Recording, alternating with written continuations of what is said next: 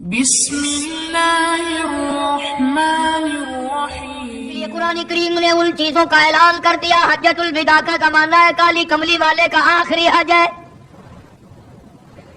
جبل رحمت کے نیچے ذرا سی نیچے اتر کر جگہ بنی ہوئی ہے، وہاں پر ایک اونٹنی پہ سوار ہے، ایک ڈاچی پہ سوار ہے۔ لوگوں کو فرمایا یا ایھا الناس، او لوگوں، او انسانوں، او آدمیوں، اللہ اور اس کے رسول کو ماننے والوں، الصلاۃ الصلاۃ، نماز کی پابندی کرنا، بیماری میں بھی پڑھنا، سفر میں بھی نماز پڑھنا، شادی میں بھی نماز ادا کرنا، غمی میں بھی نماز ادا کرنا، سردی میں نماز ادا کرنا، گرمی میں نماز پڑھنا۔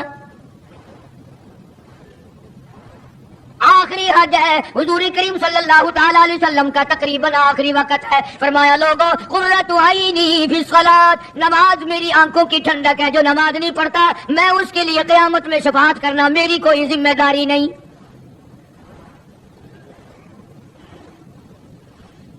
او ما ملکت ایمانہم، اور لوگوں اپنے ملازموں کا خیال کرنا، محتاجوں کا خیال کرنا، غریبوں کا خیال کرنا، مزدوروں کا خیال کرنا، معذوروں کا خیال کرنا، غریب پروری کرنا، لوگوں کے ساتھ ہمدردی والا برتاؤ کرنا۔ جو کچھ میں تمہیں بتلا رہا ہوں فرمایا یاد کرو، میری بات کو سمجھو۔ حضور کریم صلی اللہ علیہ وسلم نے فرمایا لاکھوں کا مجمع ہے، فرمایا جو میں تمہیں بات کہہ رہا ہوں تمہارے ذمہ ہے، جو اس وقت میدان عرفات میں نہیں پہنچ سکے ان تک پہنچا دینا۔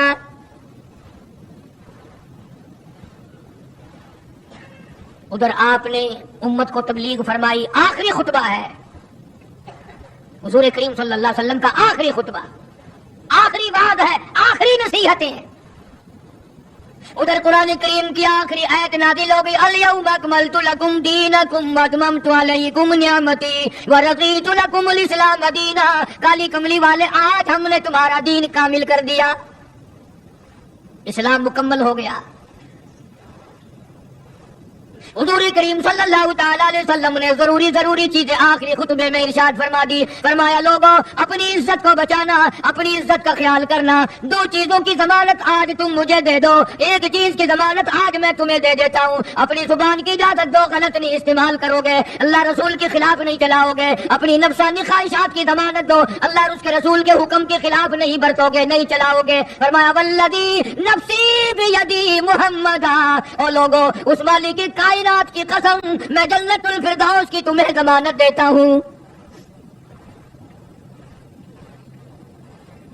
حجۃ الوداع میں خطبہ ارشاد فرما دیا، اس کے بعد مینا مزدلفہ تشریف لے آئے، مکہ مکرمہ میں تشریف لے آئے، واپسی مدینے پاک میں ہو رہی ہے، راستے ہی میں طبیعت بگڑ گئی۔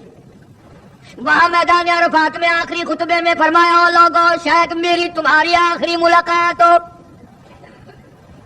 او لوگوں شاید آج کے بعد تم میری آواز نہ سن سکو، میری زیارت نہ کر سکو، میری بات کو پلے باندھ کے لے جاؤ۔ مدینہ طیبہ میں پہنچ گئے، راستے میں جو طبیعت بگڑی اور مزید خراب ہوتی چلی گئی، زیادہ پریشانی بڑھتی چلی گئی، یہاں تک کہ مدینہ پاک میں تشریف لے گئے کہ مرض شدت اختیار کر گیا۔ جناب ابو ہریرہ رضی اللہ تعالیٰ عنہ نے دیکھ کر عرض کر دیا میرے آقا، بڑی کمزوری آ گئی، بڑی ضعیفی آ گئی، بڑی ناتوانی سی آ گئی، بڑے آپ کمزور ہو گئے، بہت زیادہ ضعیفی چہرے سے ظاہر ہونے لگی۔ فرمایا ابو ہریرہ موت قریب ہے، موت قریب ہے، زندگی دور ہوتی چلی جا رہی ہے، اور تجھے کیا بتلاؤں، جب قرآن کریم کی ان صورتوں کی تلاوت کرتا ہوں جن میں قیامت کا ذکر ہے، میرا سانس رک جاتا ہے، میرا سانس بگڑ جاتا ہے۔ ابو ہریرہ رضی اللہ تعالیٰ عنہ فرماتے ہیں میری آنکھ کھل گئی، پچھلی رات تھی، میں دربار رسالت میں چلا گیا، میں نے جا کے دیکھا حضور نے نماز کی نیت باندھی ہوئی ہے صلی اللہ علیہ وسلم، میں نے بھی ساتھ کھڑے ہو کر نیت باندھ لی۔ سورہ بقرہ 2.5 سپارے کی پوری صورت ہے۔ ابو ہریرہ کہتے ہیں پہلا سپارہ ختم ہو گیا، دوسرا سپارہ ختم ہو گیا، میں نے اندازہ لگایا کہ چلو سورت ختم کر کے تو رکوع فرمائیں گے، آل عمران شروع فرما دی، وہ 1.25 پارے کی ایک صورت ہے، پھر میں نے اندازہ لگایا کہ چلو اس سورت کے ختم ہونے پہ تو رکوع فرمائیں گے، سورت نساء شروع فرما دی، 5.25 پارے پڑھنے کے بعد جب رکوع فرمایا اپنا حال بھی دیکھ، اس کالی کملی والے کا حال بھی دیکھ صلی اللہ علیہ وسلم۔ ابو ہریرہ کہتے ہیں جب قرآن مجید کی تلاوت ہو رہی تھی میں پاس کھڑا ہوا تھا نماز میں، حضور کے سینے سے آپ کی چھاتی سے مجھے یوں سانس پھولنے کی آواز آئی جیسے انڈے پکتی ہوئی کھولتی ہے، سانس پھول گیا۔ قرآن کریم کی تلاوت کرتے کرتے طبیعت متاثر ہو رہی ہے۔ اس قسم کی نماز پڑھتے تھے ہمارے آقا حضرت محمد رسول اللہ صلی اللہ علیہ وسلم۔ آج امت کی نمازیں اور اپنی نمازیں اور میری نمازیں تمہارے سامنے ہیں۔ امام الانبیاء محبوب کبریا حضرت محمد مصطفیٰ صلی اللہ تعالی علیہ وسلم کا مرض اتنا شدت اختیار کر گیا، بے ہوشی شروع ہو گئی۔ کبھی ہوش آ جاتا ہے، کبھی پھر بے ہوشی طاری ہو جاتی ہے، مرض بڑھتا چلا گیا۔ ایک روز نماز کا وقت آیا، جناب مدنی کریم صلی اللہ تعالی علیہ وسلم کے دیوانے، حضور کے پروانے، حضور کی شدائی، حضور کے اوپر جان مال قربان کرنے والے، اولاد قربان کرنے والے، ساری زندگی قربان کرنے والے صحابہ کرام مسجد میں حیران ہیں، آج نماز کیسے پڑھیں گے، سرکار موجود نہیں۔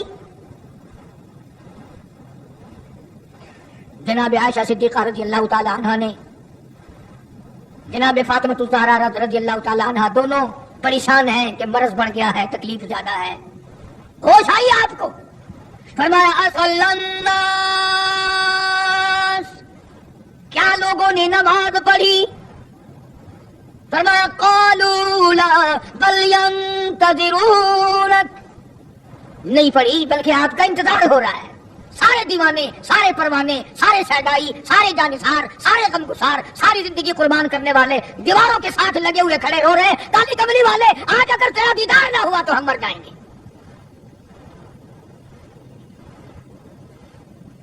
فرمایا مری ابا بکر ان یصلی الناس،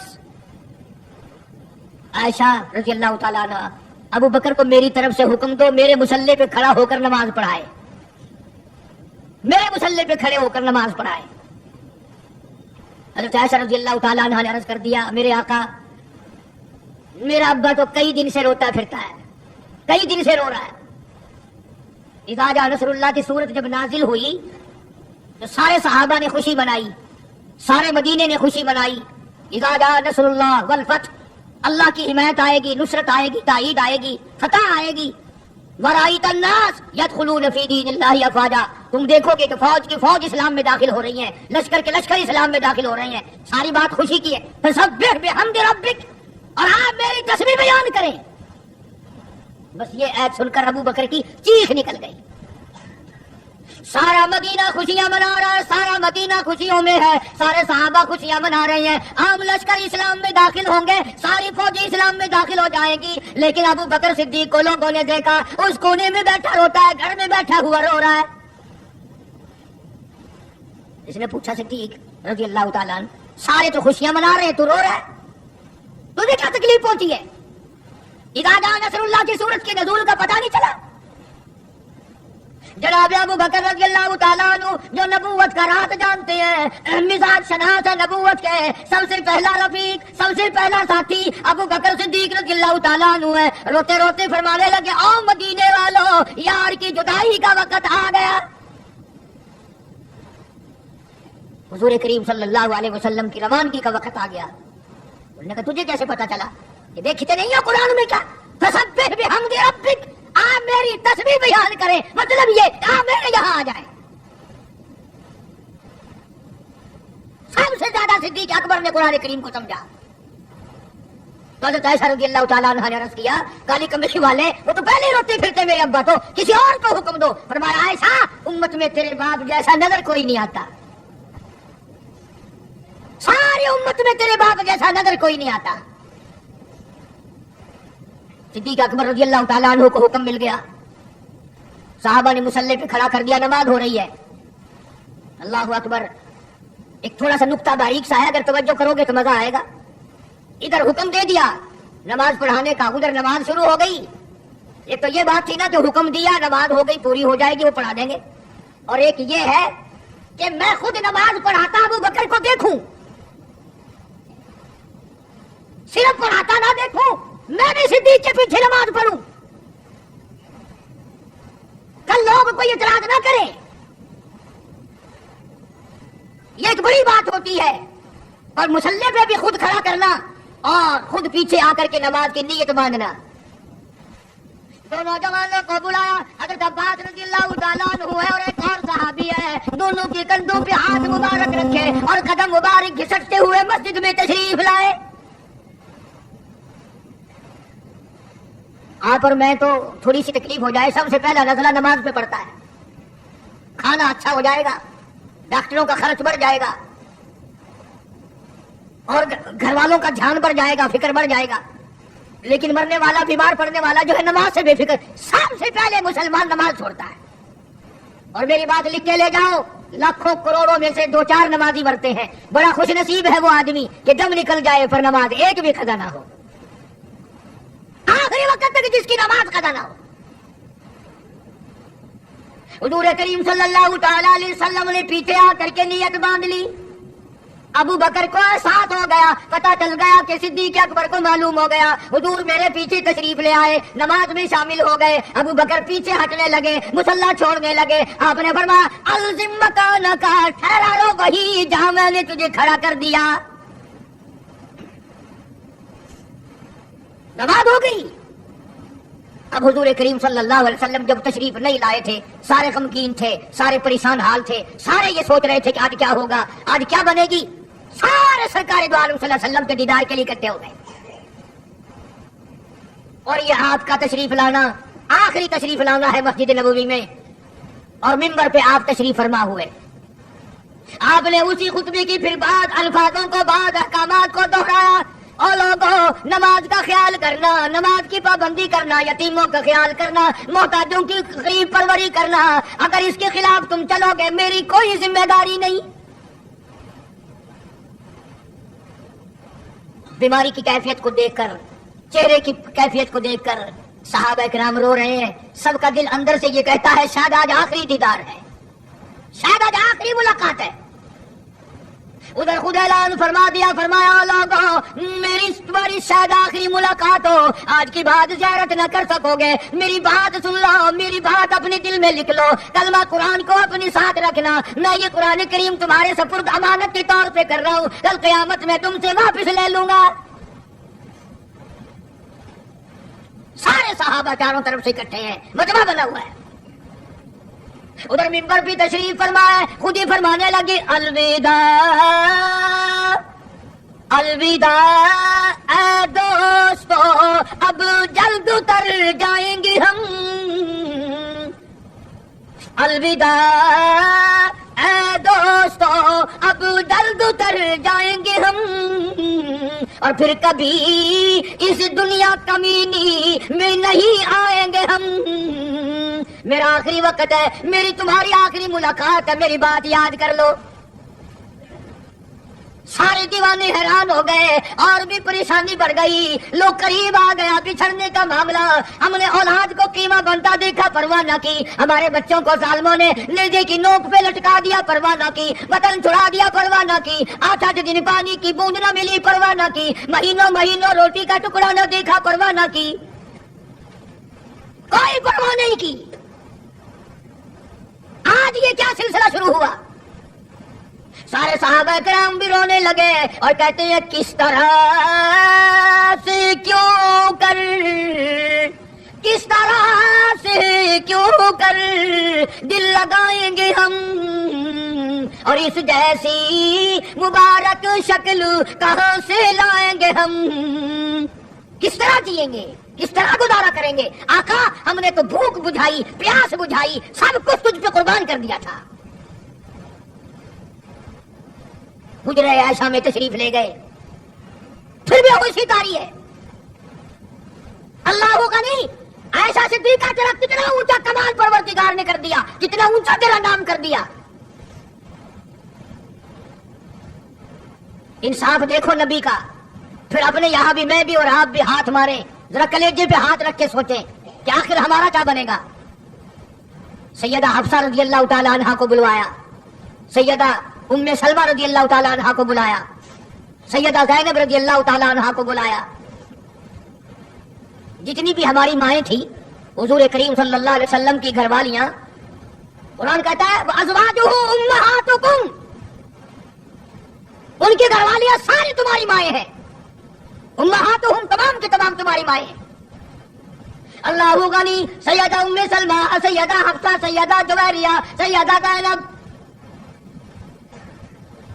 سیدہ صفیہ، سیدہ ام حبیبہ رضی اللہ تعالیٰ عنہما، ساری ہماری ماں کو جمع کر کے فرمایا تم تمام کے تمام مجھے اجازت دے دو میں اپنا آخری دل، اپنے آخری بیماری کا دل عائشہ صدیقہ کے حجرے میں گزار لوں. تم اجازت دو مجھے، بے انصافی نہ ہو جائے، خدا کے جہاں سے پوچھ گچھ نہ ہو جائے. امام الانبیاء ڈر رہے ہیں، ہم قبر میں جا کے ڈریں گے انشاءاللہ. ساری گھر والیوں کو اکٹھا کر کے اجازت مانگی جا رہی ہے، سب نے اجازت دے دی. اصل میں جنت الفردوس کا انتظام ہو رہا ہے، جس جگہ حضور کریم صلی اللہ علیہ وسلم اور عائشہ صدیقہ رضی اللہ تعالی عنہا کو اللہ میاں نے اکٹھا دیکھا، بستر میں دیکھا، قرآن اترتے دیکھا، اس حجرے پہ اتنا پیار آ گیا، اسی کو جنت الفردوس بنا دیا. اور پھر بات بڑھی، جناب عائشہ صدیقہ رضی اللہ تعالیٰ عنہا پریشان بیٹھی ہیں، جناب فاطمہ الزہرا رضی اللہ تعالیٰ عنہا پریشان بیٹھی ہیں، بڑی تکلیف ہے، بڑا شدت کا بخار ہے، بے ہوشی بھی ہے. فرمایا میری عائشہ ٹھنڈے پانی کا پیالہ لیا، سمجھی میرے محبوب کو پیاس لگی ہوگی، دوڑ کر پانی کا پیالہ لے آئی، اشارہ فرمایا یہاں رکھ دو، رکھ دیا گیا. جناب عائشہ صدیقہ رضی اللہ تعالیٰ عنہ فرماتی ہیں میرا کلیجہ پھٹنے لگا. جناب فاطمہ الزہرا رضی اللہ تعالیٰ عنہ فرماتی ہیں میرا جگر پھٹنے لگا. ہم نے آنکھوں سے دیکھا امام الانبیاء صلی اللہ تعالیٰ علیہ وسلم کی ذات اقدس رحمت والا ہاتھ اس پانی کے پیالے میں بھگو کر اپنے چہرے انور پہ چھینٹے مارنے لگے، یوں چہرے انور کو ٹھنڈا کر رہے ہیں. حضرت عائشہ فرماتی ہیں رضی اللہ تعالیٰ عنہ میں نے عرض کر دیا میرے آقا یہ گھبراہٹ کیسی، یہ پریشانی کیسی، یہ تکلیف کیسی، یہ چھینٹے کیسے؟ فرمایا میری عائشہ تو نہیں جانتی موت کتنی گھبراہٹ والی چیز ہے. سکر الموت بالحق، قرآن کہتا ہے کہ موت کی سختی حق ہے. جناب عائشہ صدیقہ رضی اللہ تعالیٰ عنہ فرماتی ہیں کہ میں نے حضور کی تکلیف کو جب آنکھوں سے دیکھ لیا پھر میرے دل میں یہ بات کبھی آئی ہی نہیں کہ اور کسی کو تکلیف ہو یا نہ ہو. اور مقدر کی بازی ہے ساری، اللہ پاک جس کی تقدیر اس طرح سے بنا دے کون ہے پیچھے ہٹانے والا؟ بالکل آخری وقت ہے. فرمایا عائشہ مسواک لا کے دے، مسواک لا کے دی گئی. فرمایا اپنے منہ میں چبا کے دے، اپنے منہ میں چبا کے دے، نرم کر کے دے. حضرت عائشہ صدیقہ رضی اللہ تعالیٰ عنہا نے چبا دی، نرم کر دی اپنے منہ میں چبا کر. توجہ کرنا، یہ نہیں فرمایا کہ اسے اب دھو کے دے. حضرت عائشہ نے جو اپنے منہ میں مسواک چبائی تھی کالی کملی والے نے اس مسواک کو یوں ہی اپنے منہ مبارک میں پھیر لیا. ثابت یہ کر دیا لوگوں عائشہ کو کچھ نہ کہنا، مجھے اتنی پیاری ہے، مجھے اتنی پیاری لگتی ہے کہ میں آخری وقت میں عائشہ کا لعاب اپنے منہ میں لے کے چلاؤں. آج لوگ 4 ورقے تاریخ کی کتاب کے پڑھ کر صحابہ کرام کے فیصلے شروع کر دیتے ہیں. اپنے ایمان کو بچاؤ، خبردار نبی کے گھر والوں کے بارے میں کبھی غلط خیال نہ کرنا. اس لیے قانون کی بات سنو، نبی جب قرآن کہتا وما ينطق عن الهوى ان هو الا وحی یوحى، نبی اللہ کی اجازت کے بغیر سانس نہیں لیتا، نبی اللہ کی اجازت کے بغیر ہاتھ کو حرکت نہیں دیتا، نبی اللہ کی اجازت کے بغیر قدم نہیں اٹھاتا، قدم نہیں رکھتا. تو نبی اللہ کی اجازت کے بغیر رشتے بھی نہیں کرتا. تمام دنیا کے رشتے ماں کرتی ہے، باپ کرتے ہیں، مامے کرتے ہیں، نانے کرتے ہیں، چچے کرتے ہیں، نبی کا رشتہ خدا کرتا ہے. اللہ کی اجازت کے بغیر نبی کا کوئی رشتہ نہیں ہوتا. حضرت عائشہ کا رشتہ خدا نے کیا اور یہ عظمت خدا نے دی ہے. کیا آخری مرتبہ مسواک چبا کر کے دینا، ورنہ حضور کریم صلی اللہ علیہ وسلم کی بیٹی بھی تو یہیں پر موجود تھی. اس کے بعد جناب عائشہ صدیقہ رضی اللہ تعالیٰ عنہ فرماتی ہے میں بھی بیٹھی تھی، بڑی پریشان تھی. جناب فاطمہ الزہرا رضی اللہ تعالیٰ عنہ بھی پریشان تھی، ماتھے پہ پسینے آتے تھے جاتے تھے. اتنی دیر میں دستک ہوئی، دروازہ کھٹکا، کسی نے آواز دی هل ادخلوک فی البیت. کیا مجھے گھر میں آنے کی اجازت ہے؟ حضرت فاطمہ الزہرا رضی اللہ تعالی عنہا جو ابا کے غم کی وجہ سے نہایت پریشان تھی، نہایت مزمحل تھی، نہایت دل دکھا ہوا تھا، بس زبان سے یہ بات نکل گئی، اور دیہاتی کہیں کہ اور گوار میرا ابا بے ہوش ہے، تجھے اجازتوں کی پڑی ہوئی ہے۔ سرکار کو ہوش آ گیا، یہ جواب سن لیا اپنی لگتے جگر کا، رحمت والا ہاتھ اپنی بیٹی کے سینے پہ رکھتے ہوئے فرمایا بیٹی یوں نہ کہو، یہ دیہاتی نہیں، یہ گوار نہیں، یہ پاگل نہیں، یہ تو اسرائیل ہے، یہ تو تیرے ابا کا مقام ہے کہ اجازت لے کے آ رہا ہے۔ اس نے تو آج تک کبھی کسی سے اجازت مانگی ہی نہیں، کبھی بھی کسی سے اجازت نہیں لی۔ یہ اکرام ہے محمد مصطفیٰ صلی اللہ تعالی علیہ وسلم کا۔ تشریف لے آئے، اور یہ جو معاملہ ہو رہا ہے نا، جو کچھ میں بتلا رہا ہوں یاد کرنے کے لیے عرض کر دوں، یہ جو کچھ میں آج تمہیں بتلا رہا ہوں، چونکہ ربیع الاول کا مہینہ ختم ہو رہا ہے، آج اس کا آخری جمعہ ہے، اس لیے میں اس عنوان کو ختم کرنا چاہتا ہوں۔ اور مطلب میرا کیا ہے، یہ جو کچھ میں تمہیں بتا رہا ہوں ساری دنیا کے علماء کا اتفاق ہے، یہ سب کچھ 12 ربیع الاول کو ہو رہا ہے۔ یہ اسرائیل کا آنا اور یہ بیماری اور یہ پریشانی اور یہ پسینے اور یہ حضرت عائشہ کا مسواک کو چبا کر کے دینا اور فاطمہ الزہرا کا پریشان ہونا، یہ 12 ربیع الاول کو ہو رہا ہے سب کچھ۔ جس دن تو ڈھول بجاتا ہے، جس دن تو نے 1400 سال کے بعد ناچنے کا پروگرام بنایا ہوا ہے، تیرے بیٹے کا آخری وقت ہو، برابر والا ڈھول بجا کے دکھائے، تیرے کلیجے پہ چوٹ لگے گی، اور ظالم میرا کیا حال ہے، اور تم نے یہ کیا شروع کیا ہے؟ حضور کریم صلی اللہ علیہ وسلم نے فرمایا بیٹی انہیں کچھ نہ کہو، یہ تو وہ ہیں جو بچوں کو یتیم بنا دیں، یہ تو وہ ہیں جو سہاگ اجاڑ کے رکھ دیں، یہ وہ ہیں جو چلتے چلاتے ہنستے کھیلتے گھروں کو کی تباہی پھیر دیں، اسرائیل ہے۔ تشریف لے آئے، سلام پہنچایا، سیرت کی کتابوں میں ہے اللہ پاک کا سلام پہنچایا۔ میں حاضر ہو گیا ہوں، اجازت ہو؟ جی حاضر ہو، تشریف لے آؤ، ٹھیک ہے۔ اللہ میاں نے سلام پہنچایا، حضور کریم صلی اللہ علیہ وسلم نے سبا سلام قبول فرمایا۔ سیرت کی ایک کتاب میں ہے کہ حضرت جبریل بھی ساتھ ساتھ تشریف لے آئے۔ کالی کملی والے اللہ پاک آپ کی مرضی کے مطابق پوچھنا چاہتے ہیں کہ جنت کے کون سے درجے میں مدار بنایا جائے؟ فرمایا جبریل تم میرا مزار جنت میں بنا دو گے، میرا بلال کہاں جائے گا، میرا سہیل کہاں جائے گا، میرا سلمان فارسی کہاں جائے گا؟ اور جن کے چمڑے ادھیڑ دیے گئے، جن کی آنکھیں نکال دی گئی، جن کو انگاروں پہ سارا جلایا گیا، جن کی پسلیاں توڑ دی گئی، وہ کہاں جائیں گے؟ یہاں بناؤ مدینے میں۔ سیرت کی کتابوں میں ہے کہ روح مبارک جب قفس عنصری سے الگ کرنے لگا اسرائیل، آپ نے فرمایا اسرائیل مجھے تکلیف ہو رہی ہے۔ عرض کیا میری کیا مجال ہے میں آپ کو تکلیف دوں، میں آپ کو تکلیف پہنچاؤں، میری کیا جرت ہے، میری کیا مجال ہے؟ فرمایا تیرا تکلیف دینے کا کوئی پروگرام نہیں، ارادہ نہیں، جرت نہیں، اور مجھے اتنی تکلیف ہو رہی ہے ساری زندگی میں کبھی نہیں ہوئی۔ اور اسرائیل امت کے جن لوگوں کو تو تکلیف دے گا، عذاب دے گا، ان کا کیا حال بنے گا؟ میری آرزو ہے، میری حسرت ہے، میری تمنا ہے ساری امت کے دکھوں کو آج محمد صلی اللہ علیہ وسلم کی چھاتی پہ ختم کر لے۔ جو تکلیف تو نے ساری امت کو دینی ہے وہ آج میرے اوپر ختم کر لے۔